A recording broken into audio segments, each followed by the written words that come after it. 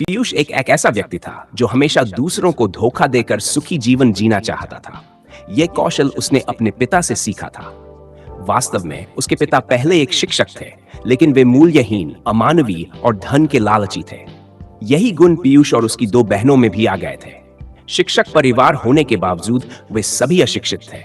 जब पीयूष बड़ा हुआ तो उसने एक समूह बनाया जो मिलकर मासूम लोगों को धोखा देते थे। पीयूष की पत्नी भी उसके बुरे कामों में उसका साथ देती थी। इस तरह पीयूष और उसकी टीम ने बहुत सारा धन एकत्र किया और 10 मकान बनाए। पीयूष का केवल एक ही बच्चा था, राहुल। राहुल ने भी अपने पिता और दादा के पद चिन्हों पर चलना शुरू कर दिया। वह एक स्टाइलिश चोर था। उसके कपड़े हमेशा फैशनेबल होते थे और उसकी चाल डाल से किसी को संदेह नहीं होता था कि वह एक चोर हो सकता है। उसकी एक छुपी हुई प्रतिभा थी।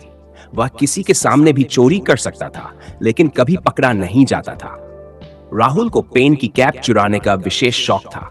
जब पीयूष बूढ़ा हो गया तो उसने महसूस किया कि उसका बेटा राहुल पेन की कैप चुराकर खुश था। क्यों वह पेन की कैप की ओर इतना आकर्षित था, यह रहस्यमय ही रहा।